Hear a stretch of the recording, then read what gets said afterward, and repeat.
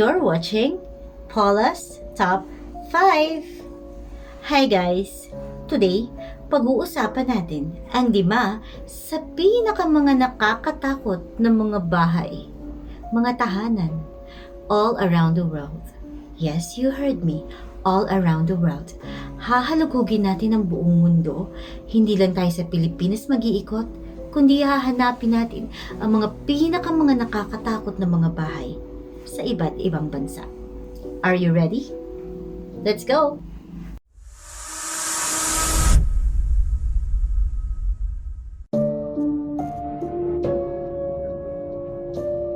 Sallie House.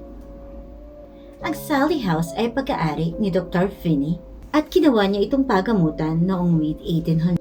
At ito ay pinaniniwala ang haunted ng multo ng isang batang babae na nagngangalang Sally. Si Sally ay dinala ng kanyang ina sa pagamutan dahil sa matinding sakit ng tiyan. Noong ma-examine siya ni Dr. Finney, ay pinaniwalaan ito na appendicitis at malapit nang ma-rupture ang appendix ng bata, kaya't agad-agad ay inutos niyang kailangan niya itong operahan. Tinurukan niya ng anesthesia si Sally, ngunit hindi naging sapat ang oras na ibinigay ni Dr. Finney upang umepekto sa katawan ng bata ang anesthesia. Sinimula ni Dr. Finney na operahan si Sally kahit na ramdam ni Sally ang bawat hiwa na ginagawa ni Dr. Finney sa katawan niya. Sinasabing na puno ng mga sigaw ni Sally ang bahay noong araw na yun. Sa kasamaang palad, hindi nagtagumpay si Dr. Finney at nasawi si Sally. Namatay ang bata na nagdurusa sa matinding sakit habang pinaniniwalaan niya umano na isang demonyo ang gumagawa ng paghihirap na nararanasan niya. Simula noon, hindi na nawala ang multo ng bata sa bahay na iyon. Maging pag-alis ni Dr. Finney sa bahay, ang mga sumunod na tumira dito ay patuloy pa rin ginagambala ni Sally. Ngayon nga, ay libreng mapupuntahan ng Sallie House sa Kansas. Si Sally ay tinatawag ding the man-hunting ghost dahil pinaniniwalaan ng mga tao na si Sally ay galit sa huling nakita niyang imahe, ang lalaki.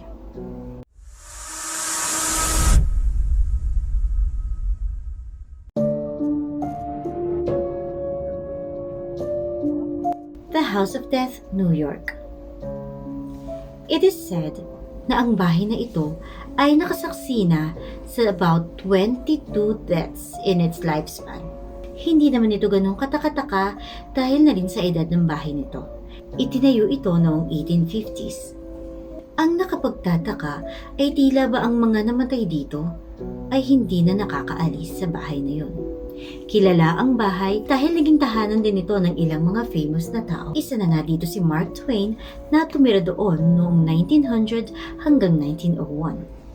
Noong 1937, ikinonvert ang bahay mula sa isang single-family dwelling house to a 10-apartment building.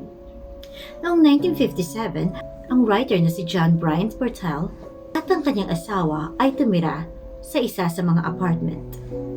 Nakaranas sila ng iba't ibang paranormal na aktibidad. John experienced haunting, grappling at iba't iba pang unpleasant experiences na may kinalaman sa paranormal. Eventually, the Bartles moved away at sinulat nila ang kanilang mga karanasan sa bahay nito sa isang libro. Tinawag nila itong Spindrift, Spray from a Psychic Sea. The book was released in 1974. Same year na namatay si John. Kahit umano sa labas ng bahay na ito ay hindi nakalampas ang mga masasamang pangyayari. Noong 1980s, naging bahay ito ng defense attorney na si Joel Steinberg.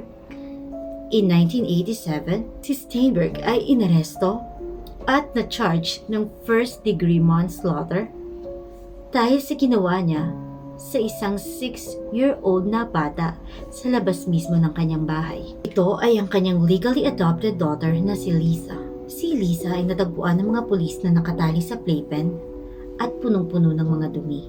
Isa sa mga umano'y huling tumira dito ay ang mag-asawa na mayroong anak. Di kalaunan ay pinatay nila ang kanilang anak. itinuro sa paggamit ng droga ng mag-asawa ang pangyayaring ito. Meron ng mga report mula sa mga paranormal experts na nanggaling na sa bahay na ito na kanila daw nakakausap ang mga kaluluwa ng mga nasabing dating residente dito, including John Bartal and Mark Twain. Ngunit sa tingin nyo, may kinalaman ba ang bahay na ito sa mga di magagandang nangyayari sa mga tumitira dito? Totoo nga kaya na hindi na nakakaalis sa bahay na to ang mga kaluluwa ng mga tumira dito?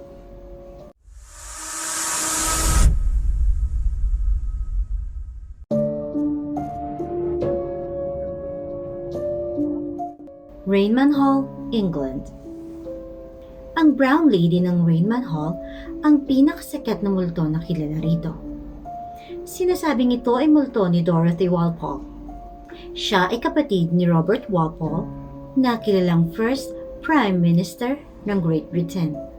Siya ang pangalawang asawa ni Charles Townshend. Si Charles Townshend ay kilala sa pagiging maintin ang ulo at mapanakit. Noong nalaman umano ni Charles na ang kanyang asawa ay nag-commit ng adultery, ito ay kanyang ikinulong sa kwarto, ipinahirapan hanggang doon na nga mamatay. At simula nga noon ay naging malakas na ang pagpaparamdam ni Dorothy. Siya umano ay nakuhaan ng litrato ng mga photographers ng Country Life magazine.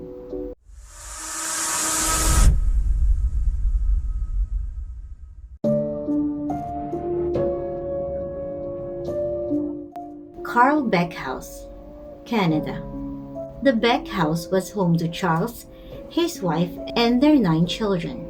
Ang Beck House ay isa sa pinakamatandang nakatayo pa ring building sa Canada. At sinasabi nga ng mga dating may-ari nito ay hindi pa rin iniiwan ang kanilang tahanan. Habang nakatira nga sa bahay, namatay ang asawa ni Charles, sumunod ang kanilang 2 pinakabatang mga anak. Ang panganay na anak nila Charles na si Mary, ang inasahan ni Charles na makakatulong sa kanya sa pagpapalaki ng mga nakababata niya pang kapatid. Ngunit hindi nagtagal ay nag-asawa si Mary at iniwan ang kanilang tahanan. Lubhang nagalit si Charles sa ginawang ito ni Mary. Matapos ngang mamatay ni Charles ay nalaman ni Mary na ang inheritance ng kanyang ama ay hinati lamang sa iba niyang mga kapatid at siya ay pinamanahan lamang ng $1. Lubos na nagalit si Mary at noong siya nga ay mamatay, sinasabing bumalik siya sa bahay na ito upang doon ay magmulto habang buhay. Pero ayon nga sa mga tumira dito, hindi lamang ang multo ng pamilya ang kanilang nakikita rito. Meron pang 18 iba't ibang kaluluwa ang kanilang nasaksihan.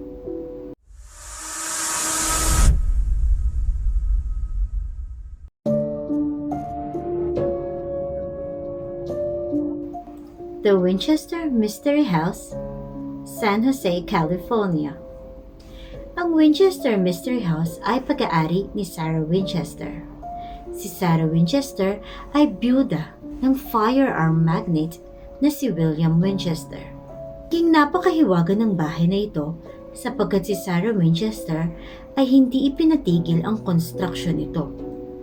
Tuloy-tuloy ang pagpapatayo ni Winchester ng mga pinto, ng mga kwarto, iba't ibang hugis, kakaiba ang mga itsura sa loob ng bahay. Lubha itong ikinagulat ng mga residente dahil kilala naman si Sarah Winchester na mayaman at galing nga ang kanyang yaman sa kanilang firearm business. Ayon sa mga reports, kaya umano hindi ipinatigil ni Sarah Winchester ang construction ng bahay dahil naniniwala siya na magkakaroon siya ng bad luck o titigil ang kanyang swerte oras na itigil niya rin ang mga konstruksyon sa loob ng kanyang bahay. Ang iba naman ay sinasabi na si Sarah Winchester ay hinahunt ng mga ghost na namatay dahil sa kanilang firearm at kaya siya nagpapatayo ng mga bahay na may iba't ibang pinto at iba't ibang itsurang kwarto ay upang umano iligaw ang mga kaluluwang walang tigil na humahabol sa kanya. Ang konstruksyon na pinagawa ni Sarah ay tumagal ng 38 years. Kakaiba talaga ang itsura ng konstruksyon ng loob ng bahay na to dahil merong mga bintana at pinto sa loob ng bahay na wala namang patutunguan. Walang makikita na kahit ano. Merong mga maliliit na kwarto, mga kwartong hindi naman kasya ang tao. Merong mga hagdan na nag-i-end sa ceiling at maraming mga trapdoors. Noon nga kwinestyon ng mga tao ang state of mind ni Sarah. Matapos nga ang malakas na lindol noong 1906, ay hindi na muli pang ipinagawa ng mga Winchester ang bahay na ito. Marami ding report ng mga paranormal activities ang mga malapit sa bahay na to. Umano ay nakakarinig sila ng mga tunog na tila ay nanggagaling sa mga multo.